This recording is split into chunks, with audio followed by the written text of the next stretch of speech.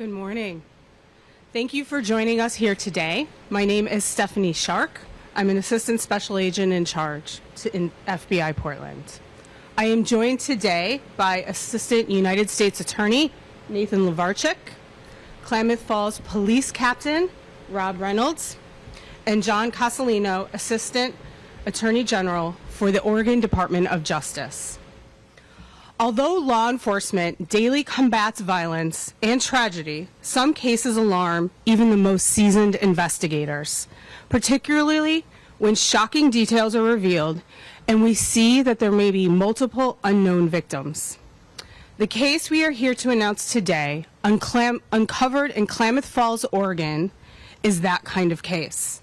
And while the alleged perpetrator is already in federal custody, the disturbing evidence uncovered to date points to an individual's ongoing and escalating pattern of violence targeting women in multiple states throughout the country. When police responded to a 911 call in Klamath Falls, Oregon on July 15th, they discovered a makeshift cinderblock cell with a metal door and a singular light bulb above for light in a residential garage, and a woman who bravely escaped her terrifying circumstances. Sadly, we believe there are more victims, as well as persons out there who might have vital information relevant to our ongoing investigation. We are seeking the public's assistance to help us spread the word about this case in the hopes of reaching all of those people. Let me tell you more about our subject. 29-year-old Nagasi Zuberi is also known by several aliases. One is Sakima, another is Justin Haichi, and another Justin Kawasi. He is currently in federal custody for alleged interstate kidnapping after a Seattle woman escaped his home in Klamath Falls, more than 450 miles away from where she initially met him. Thereafter, she alleges she was kidnapped, shackled, sexually assaulted, and locked in this makeshift cell. According to the complaint, the woman fought for her life, beating the doors and the walls of this cell with bloodied hands. Through her perseverance, she broke free and waved down a passing motorist asking for their help to call 911. The victim's focus, actions, and her will to survive triggered a law enforcement response that may have actually saved many other women from a similar nightmare. Through quick and decisive law enforcement action across many local, state, and federal agencies, we were able to get Zuberi into custody in Reno, Nevada the following day.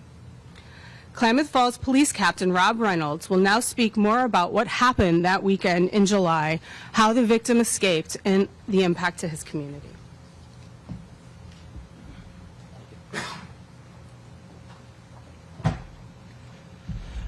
Good morning. Again, my name is Captain Rob Reynolds. I'm with the Klamath Falls Police Department. On the day in question, our investigators had made contact with the victim, and what happened was we learned that she was from Seattle, Washington, and that she had been abducted up there. The suspect had transported her down to Klamath Falls, Oregon, which is probably about a 7-hour drive from Seattle, give or take. And during that time, she was also sexually assaulted. Also during that time, she was taken to a residence in Klamath Falls, Oregon, where there was a makeshift cell, if you will, and he had actually locked her in there for a couple hours at least until she realized that she needed to get out of that residence because her life was in danger.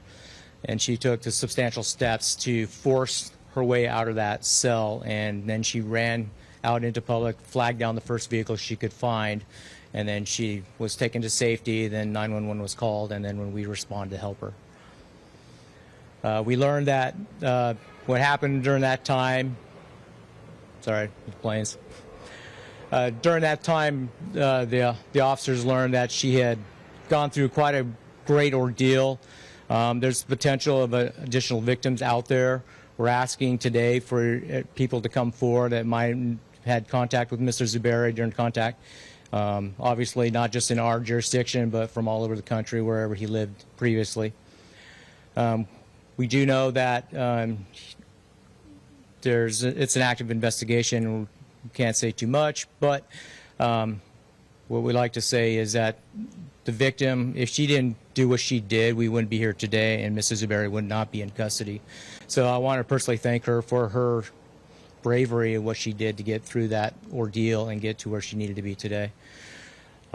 We do want to also let you know that there are also victim services that the FBI is going to be providing on their website, and that information will be provided to you shortly, and that we want to make sure that any additional victims come forward, that those services are going to be provided to them and they're going to be taken care of. With that. Thank you. Thank you, Captain.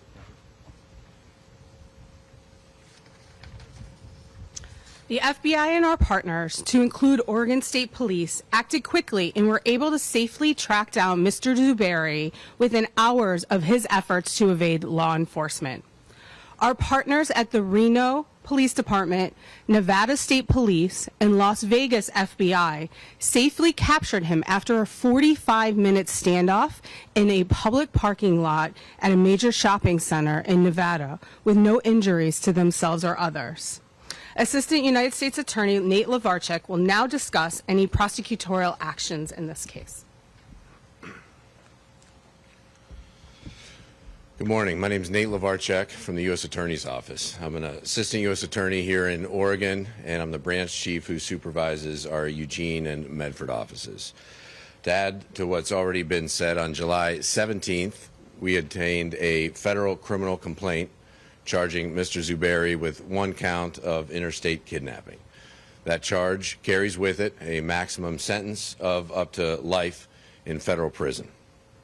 The court recently unsealed that criminal complaint, which lays out the probable cause supporting the charge. I do want to note that that is a charge, and just that. It's an accusation of a crime, and Mr. Zubairi is presumed innocent until he's proven guilty.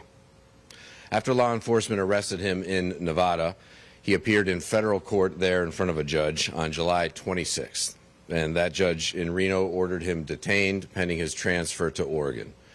The U.S. Marshals Service is now in the process of bringing him back to Oregon to face the kidnapping charge, and we anticipate that he'll appear in federal court in Medford, Oregon, in the coming weeks. At that hearing, our office will seek his continued detention and argue that he is a flight risk and a danger to the community. This is an ongoing investigation. I'm not able to offer any more than that, but what I do want to offer is my compliments and the collaboration and the efforts of our federal, state, and local partners, including FBI, the Klamath Falls Police Department, Klamath County District Attorney's Office, Oregon State Police, Reno Police Department, and the Washoe County, Nevada District Attorney's Office, who all moved quickly and in coordination with each other to apprehend Mr. Zubairi. So with that, I'll hand it back to FBI ASAC Stephanie Shark. Thank you. Thank you. Our investigation has continued vigorously over the past 2 weeks since Zubairi's arrest, extending into multiple states where he resided from August 2016 and to the present. Those states include Washington, Oregon, California, Nevada, Utah, Colorado, New York, New Jersey, Alabama, and Florida. To date, Zubairi has been linked to at least 4 sexual assaults in 4 other states. We believe there may be more victims. Victims may know Zubairi by the name Sakima, and it is believed he may have used several different methods to gain control of his victims, to include drugging their drinks and impersonating a law enforcement officer. Today, the FBI has launched a Seeking Victims website to help us identify potential victims. If you believe you or someone you know has been a victim of or has any information about Zubairi, please visit the website fbi.gov/Sakima victims or call 1-800-CALL-FBI. At this time, I would like to turn it over to my colleague from the Oregon Attorney General's office for a few comments. Good morning, everyone. My name is John Castellino, and I'm Assistant Attorney General with the Oregon Department of Justice. Currently, the Klamath County District Attorney's Office is being managed by Attorney General Ellen Rosenblum, and I am managing it on her behalf. I'm thankful for the swift action of our federal partners. I'm also thankful for the directed and precise action of law enforcement in Klamath County. And it's our hope in this press conference today that you can help us identify additional victims who may have suffered similar fates to the victim in the federal case. Thank you.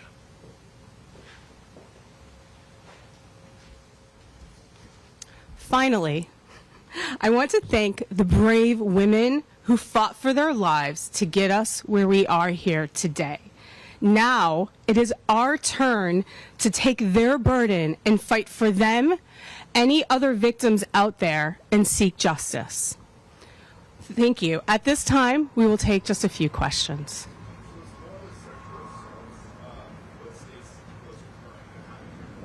California, what states? Aside from the one that we're discussing here in Oregon, because those are active investigations, we're not going to name the states at the time. I'm sorry. The victim was held in the cell a few hours before she escaped. Speaking of that cell, obviously it appears it's not hidden. It's in this garage. So what role, if any, did his wife play in this? Was she aware of what was going on? Due to the ongoing nature of the investigation, we can't go into those details. We're still uncovering a lot of them. Nobody else is charged at this point, though? Not at this point, no. How is the victim doing? Have you heard anything about her condition? The victim is strong and courageous, and right now she is physically okay. And we are working with her through our Victim Services Department to make sure that she has whatever resources she needs to continue to be resilient. Have you already identified other victims at this time? Just the 4 that I mentioned, but we will not go into their names or locations right now. Have there been charges in those other 4 sex assaults? Not at this time. Who was the person that she flagged down when she managed to escape? We're not releasing that information right Can you now. talk about the injuries she sustained while trying to break out of this cell? Sure. For that, I'm going to defer to my colleague from the Klamath Falls Police Department. So the victim, when she was trying to escape the cell itself, she had repeatedly punched it with her own hands, and she had several lacerations along her knuckles from doing so. That I don't know. How was she able to get out of it? Was it locked? It was locked. Again, because of her ability and her survival mindset, this was a screen door. She punched it several times to break the welds, ripped the screen down, and she crawled through a small space to get out of that place because she knew something bad was going to happen to her.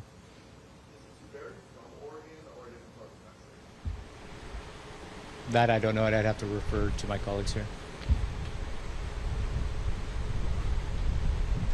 It is not believed he is from Oregon. He has only been in the state a few months at this time. Does he have a job? Does he do anything for work to make money?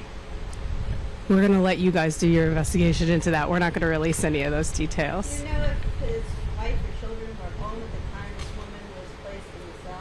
I cannot Do you have an estimate on how many other victims there might be? Unfortunately, we do not. And our concern is based off of the information that has been made public in the complaint and released, that there is escalation of violence and intent. And so we are concerned that if we work backwards, we're going to find, unfortunately, numerous victims, which is why we are actually seeking your guys' help to do that. We do not know.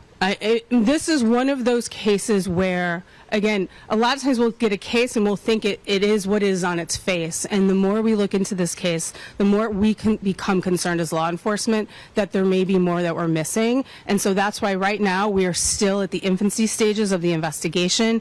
We can't answer a lot of questions, and we really want to seek the assistance from victims, because that's what's really important here, is making sure that anybody else who may have information to help us knows how to get in touch with us. So please pass along the website.